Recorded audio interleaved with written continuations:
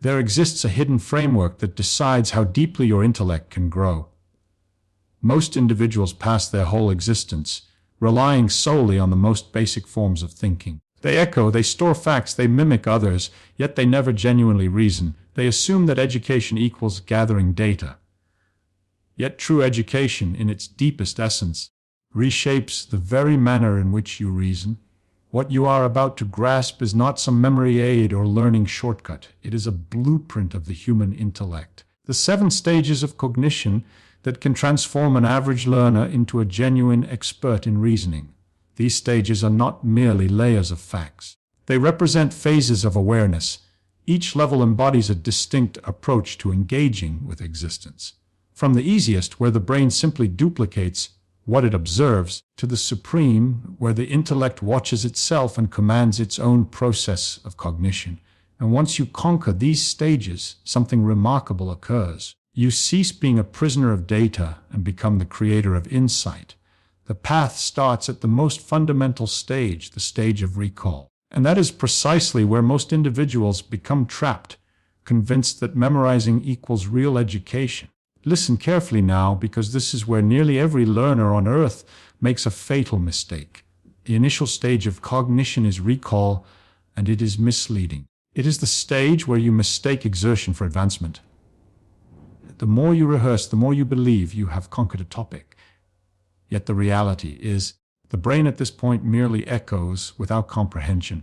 It functions like a device duplicating phrases it fails to grasp. It captures noises, forms, and symbols, yet it forms no true links.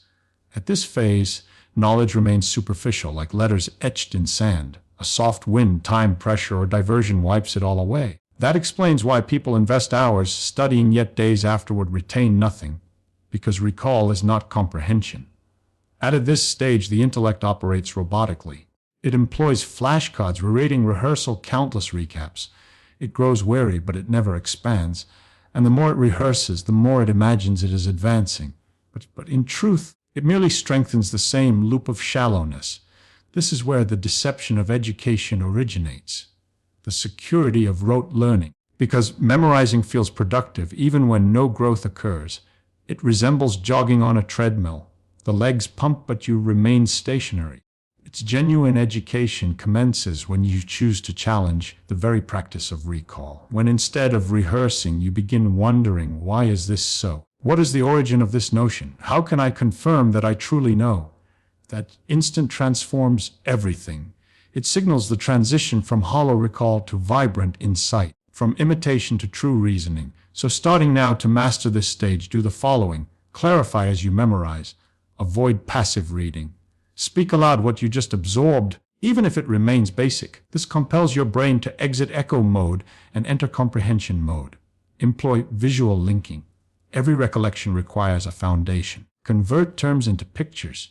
Tie notions to locations, people, or feelings. The brain recalls more effectively than it grasps, yet it grasps more effectively than it repeats. Rephrase creatively. Take your notes and restate them without glancing at the source.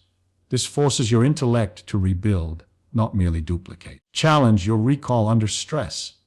Shut the book, gaze upward, and vocalize everything you remember. If you struggle, do not criticize yourself. That is your brain revealing the route toward true insight. And most importantly, reject the ease of repetition. Repetition feels pleasant because it mimics advancement. Doubt that. Remember, the simpler it appears, the less authentic the growth actually is. From this moment forward, as your intellect tires of endless rehearsal, curiosity starts to stir, and that awakening unlocks the entrance to the second stage, comprehension. Now picture the chaos slowly transforming into meaning. The phrases you once echoed without purpose finally begin to hold sense. This is the second stage of cognition, comprehension. Here, you cease being a mere repeater of data and begin becoming a translator of wisdom. At the first stage, the brain simply duplicates. At the second, it links. And that single change alters everything. It is the instant when something within declares, "Oh, I finally see." It is the moment when wisdom ceases feeling alien and starts feeling like an extension of yourself. But comprehension does not occur randomly. It requires active engagement with the concept. You must converse with the material, challenge it, argue against it, experiment with it. The intellect that genuinely comprehends is inquisitive, not submissive. It refuses to accept truths without first dismantling them and reassembling them. Remember, comprehension is not memorizing more precisely. It is discovering the significance concealed within the words. That is why countless people convince themselves they comprehend when they have simply reorganized their memorized material.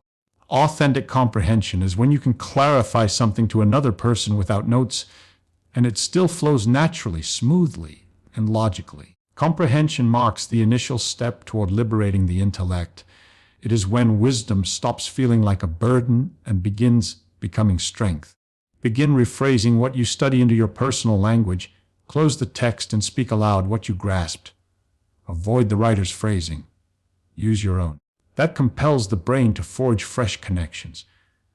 Pose thoughtful questions. Inquire, why does this occur?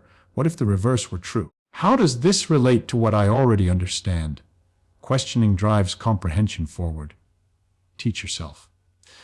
Describe the material as though instructing a child or companion. If you hesitate, that reveals where your comprehension still contains gaps. Construct basic concept maps, not for recall, but to observe connections. The brain grasps better when it perceives the framework of notions. Resist hurrying. Comprehension demands stillness, contemplation, and sometimes unease. When a topic feels overly challenging, that often indicates you are nearing genuine insight. When comprehension emerges, something shifts quietly. Studying ceases feeling like drudgery and becomes a conversation. And that internal conversation readies your intellect for the subsequent advance. The instant when wisdom transforms into practice. Now envision the moment when wisdom ceases being words on a page and becomes something you actively perform. This is the third stage of cognition, the stage of application. Here you discover whether you have truly learned or merely assumed you had, because the authentic measure of comprehension lies not in repeating what you know, but in employing what you know. This is where theory encounters reality. The intellect that applies is the intellect that acts. It refuses to settle for merely grasping concepts. It craves to observe the outcome when they are tested in actual conditions. At the second stage, you comprehend, but at the third, you experiment. You leave passivity behind and enter the realm of failure, practice, and refinement. And it is precisely there that learning solidifies. Consider this. The human brain grows more through action than observation. Experience forges neural pathways that no textbook can produce. You may read 1,000 times about swimming, yet you will never truly understand water until you dive in. The same principle applies to any ability. You can study 1,000 theories, but you only master something through application. And here resides the profound secret of those who genuinely advance. They refuse to wait until feeling prepared. They learn through action.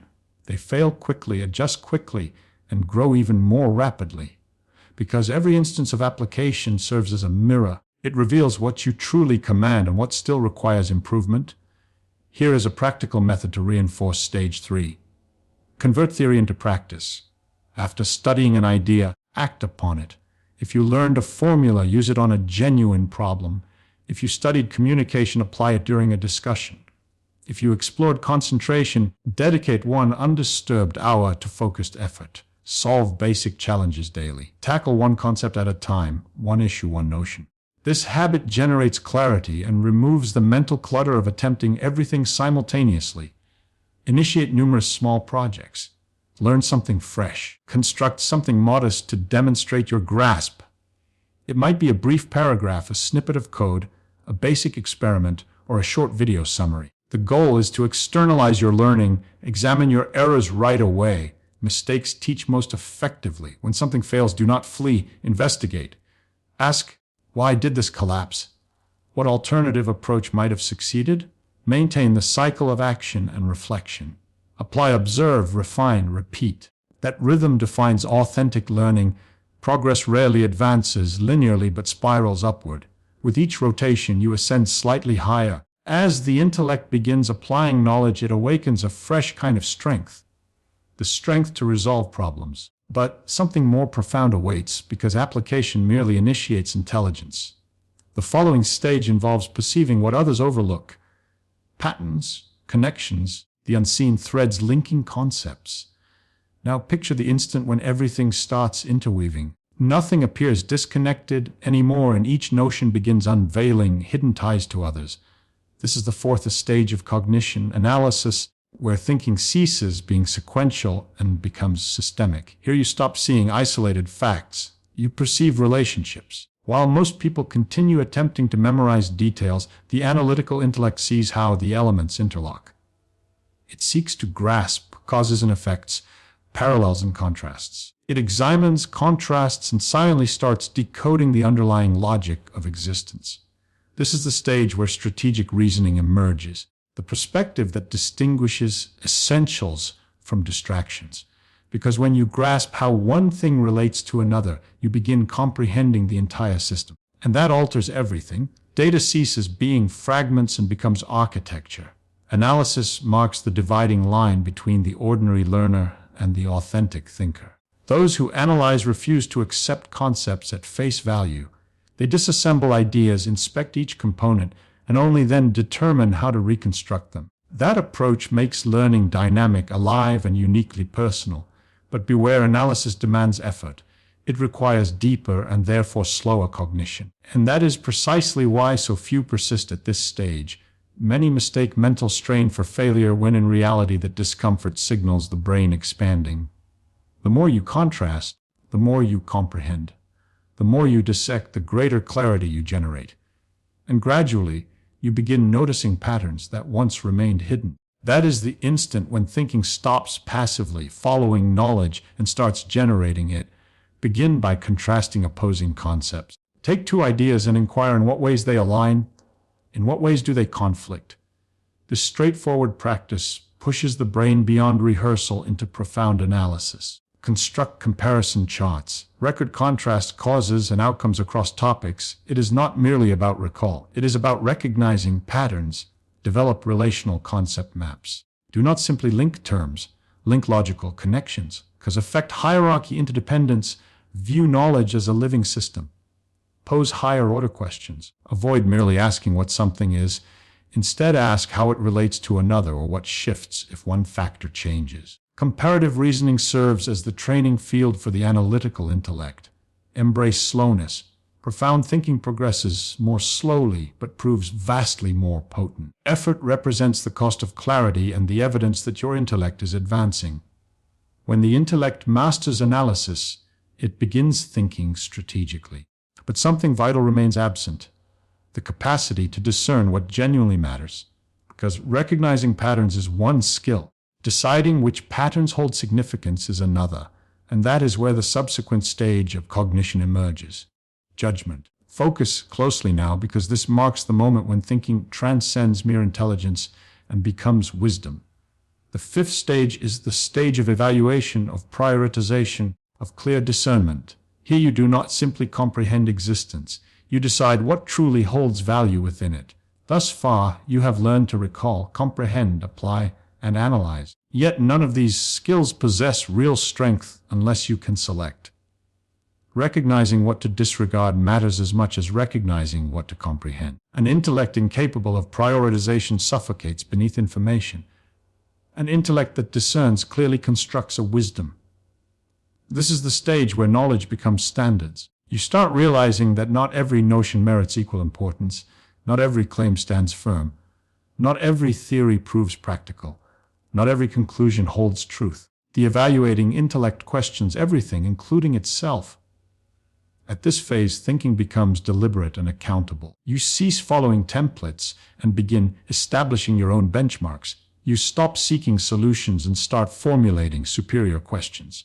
Yet a difficulty exists. Judgment differs from criticism. Judgment demands equilibrium, the bravery to doubt without bitterness, and the humility to learn without surrender. The mature intellect does not pursue being correct. It pursues clarity, and clarity represents the ultimate expression of intellectual strength. Evaluation is the skill of assigning importance to concepts. It is the instant when thinking becomes a guide and you finally transition from learner to decision maker. So to reinforce the stage 5, practice this. Constantly ask why this matters. While studying or pondering, accept nothing without purpose. If a concept fails to alter your perspective, actions, or reasoning, perhaps it merits no attention. Develop priority ladders. Catalog what is vital, what is helpful, and what is unnecessary. This trains your intellect to filter and rank effectively. Engage in respectful disagreement without yielding. Consider contrary views, yet assess arguments, not personalities. Independent thinking constitutes the initial act of intellectual liberty. Compose critical summaries. After absorbing material, record what you endorse, what you reject, and what remains unclear. This modest practice converts reading into active reasoning. And lastly, postpone hasty conclusions. Rushing to decide undermines clarity. Pause, observe, inquire. Discernment emerges in the quiet space between impulse and reaction. When you master lucid judgment, you begin perceiving existence as a field of possibilities. But the evaluating intellect does not invent, it polishes. And that explains why the subsequent stage proves the most inventive of all. The stage of synthesis, innovation, and creation. The intellect that constructs novel ideas from existing elements. Now envision the instant when thinking abandons familiar routes and starts blazing fresh paths. This is the sixth stage of cognition, creation, where knowledge transforms into invention. Here the intellect ceases functioning merely as a storage device and becomes a fountain of originality. At the fifth stage, you learn to select what deserves your attention. But at the sixth, you advance further. You utilize everything you have grasped to produce something previously non-existent. It is the phase where thinking becomes artistic. The creative intellect blends established concepts into fresh configurations, discovers possibilities where others perceive barriers, and converts disorder into significance. Creation is not an innate talent. It emerges naturally from an intellect that has learned profound thinking. Those who comprehend, apply, analyze, and judge clearly will inevitably innovate, because creation reflects an intellect that has mastered the essentials and dares to transcend them. But here lies the key insight. Creation rarely arises from intense strain. It flows from mental liberty. The finest ideas surface when the brain remains relaxed, inquisitive, and playful with possibilities. Creativity represents thinking in its purest expression of wonder, the same state you experienced as a child. The creative intellect never fears errors. It recognizes that every misstep is simply an experiment by another name. It never chases perfection. It pursues discovery. That explains why creation ranks among the most profoundly human activities. It is the intellect conversing with the unknown. So starting today, experiment with what you have mastered. Take something you understand thoroughly and alter the rules. If you have grasped a theory, explore its opposite. If you have perfected a method, devise a novel way to employ it. To create means to play with wisdom. Pose questions lacking immediate answers. The creative intellect advances through wonder, not assurance. Ask what if, why not? How might this function differently? Unanswerable questions unlock concealed pathways. Combine disparate domains. Brilliant ideas emerge when unrelated fields intersect. Borrow a principle from science and apply it to creativity. Link a notion from philosophy to engineering. Genius thrives at the crossroads. Capture every thought that arises. Ideas are delicate. Record even those that appear ridiculous. Sometimes innovation begins precisely there. Create to deepen understanding. Do not wait for complete mastery before producing. When you create, your studies become more profound. The intellect learns most effectively through expression. When the intellect creates, it approaches the boundary of human potential, the point where knowledge transforms into profound meaning, but one stage remains above: awareness of your own cognition. The instant when the intellect not only reasons but observes itself reasoning. And that is where the seventh and ultimate stage commences. Now picture your intellect facing a mirror. Not an ordinary mirror, but one reflecting thought itself. You are no longer simply thinking, you are witnessing how you think. This is the seventh and final stage of cognition, reflection. At this stage, learning ceases being something that occurs to you and becomes something you consciously direct. It is the phase of metacognitive awareness. When you grasp your own mental mechanisms, you escape the role of student lost in the labyrinth. You become the designer viewing it from above. At the sixth stage, you create. But at the seventh, you perfect the creator inside. You start recognizing the patterns underlying your achievements, the triggers behind your failures, the pointless repetitions, and the moments when your reasoning grows careless. Here, the intellect becomes the instrument and you become the master. Reflection marks the point where wisdom surpasses knowledge. Because knowing something means explaining it, but understanding how you learn, reason, and decide grants the power to reshape everything. The reflective intellect examines its own processes. It inquires, why did this topic come easily while that one resisted? What differed when I truly absorb something? What scatters my focus? What deepens my insight? These questions do more than fix errors. They enable you to design an entirely new approach to thinking. Those who conquer this stage conquer their own development, because power no longer resides in content but in process. You cease depending on outside methods. You become your own system. And here is the most wonderful truth. The more you reflect, the more you discover that thinking has no limit. The intellect that observes itself expands in spirals. Each cycle brings fresh insight. Each error uncovers another dimension. So articulate what you have learned aloud, not for an audience, but for yourself. If you cannot explain it clearly, you have not yet fully understood. External clarity flows from internal clarity. Examine your own learning journey. After absorbing something, record, how did I acquire this? What succeeded? What hindered me? This modest habit converts studying into ongoing self-evolution. Treat mistakes as diagnostic tools, not failures. When you stumble, avoid self-blame. Study it like a researcher examining evidence. Every error contains a guide to what you have not yet grasped. Establish rituals of metacognition. Dedicate 10 minutes daily to contemplating your own thinking. Ask yourself, what is my intellect doing right now? Is it generating or echoing? That brief pause reorganizes the brain to function at elevated states of awareness. Maintain a questioning perspective. A wise intellect is not defined by possessing the most knowledge. It is defined by never ceasing to inquire. Curiosity fuels reflection, the mirror preventing ego from creating blindness. When you attain the seventh stage, you realize genius is not born complete. It is constructed layer by layer, awareness by awareness. And at the conclusion of this path, you understand that mastering cognition is not about memorizing existence, but about grasping your own process of grasping. Those who reach this stage recognize that thinking is an art form and learning represents the most magnificent act of becoming human.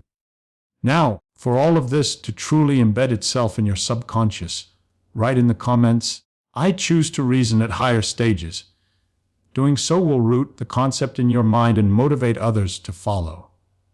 And if you wish to continue growing alongside me, like this video, subscribe to the channel and activate the notification bell, because in upcoming videos, we will explore even deeper into this path toward complete mastery of the intellect. You did not arrive here randomly. You are here because you genuinely desire to reason, and that itself marks the initial evidence of genius.